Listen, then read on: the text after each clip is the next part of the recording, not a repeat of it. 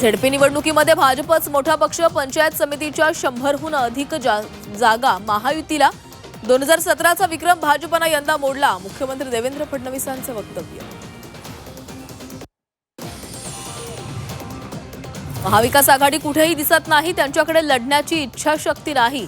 भाजपच्या विजयानंतर फडणवीसांनी विरोधकांना डिवचलं.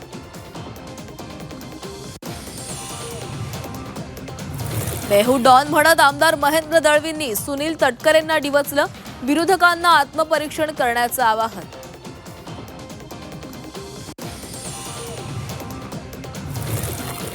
साताऱ्यातील पाटणमध्ये भाजपला मोठा धक्का. माथाडी कामगार नेते नरेंद्र पाटलांच्या पत्नीचा पराभव. 22 वर्षीय शिवसेनेच्या उमेदवार विजयी मंत्री शंभूराज देसाईंना आपला गड राखण्यात यश. मोहोळमध्ये उमेश पाटलांना मोठा धक्का. कुरुलमधून 1300 मतांनी पराभव. भाजपच्या सचिन जाधवांचा विजय. नागपुरात मोठी राजकीय घडामोड. चंद्रपूरच्या 2 अपक्ष नगरसेवकांनी घेतली विजय वडेट्टीवारांची भेट. सुनील केदार वडेट्टीवार यांच्यामध्ये चर्चा.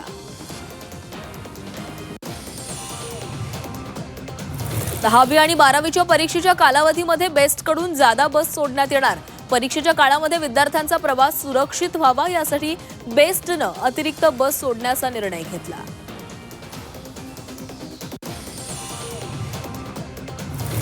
MBBS, BDS आणि अन्य वैद्यकीय अभ्यासक्रमांच्या प्रवेशासाठी अनिवार्य असलेल्या नीट UG परीक्षेचे अर्ज भरण्यास सुरुवात. प्रवेशासाठी विद्यार्थ्यांना 8 मार्चपर्यंत ऑनलाईन अर्ज सादर करता येणार. नीट UG परीक्षा 3 मे रोजी होणार.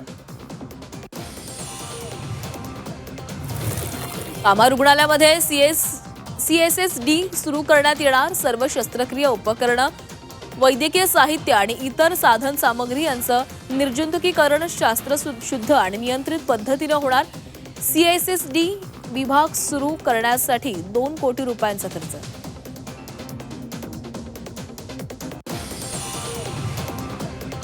बँकांमधील रोख व्यवहार, घरगाडीची खरेदी आणि हॉटेलमधील बिलांसाठी पॅन कार्ड अनिवार्य करण्याची मर्यादा वाढवली. 10 लाखांपेक्षा जास्त रोख ठेवी किंवा पैसे काढताना पॅन कार्ड अनिवार्य. तर कोणतेही वाहन 5 लाखांपेक्षा जास्त किमतीचं असल्यास खरेदीदारांना पॅन देणं बंधनकारक.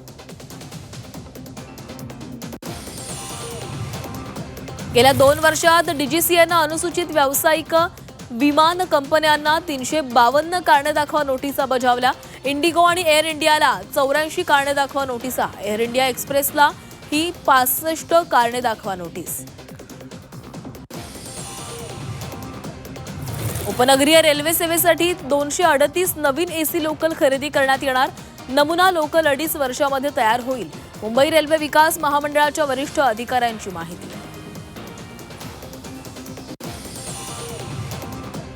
भराडी देवीच्या जत्रोत्सवाचा आज दुसरा दिवस. लाखो भाविक आंगणेवाडीमध्ये.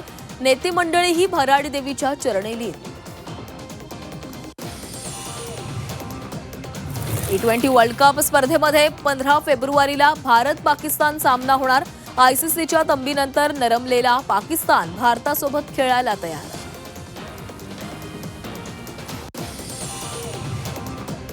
मुंबईतील 2 मोठ्या कंपन्यांवर गुन्हा दाखल. बेकायदा बांधकामाबाबत लोखंडवाला इन्फ्रास्ट्रक्चरसह लोखंडवाला DB रियालिटीवरही कारवाई.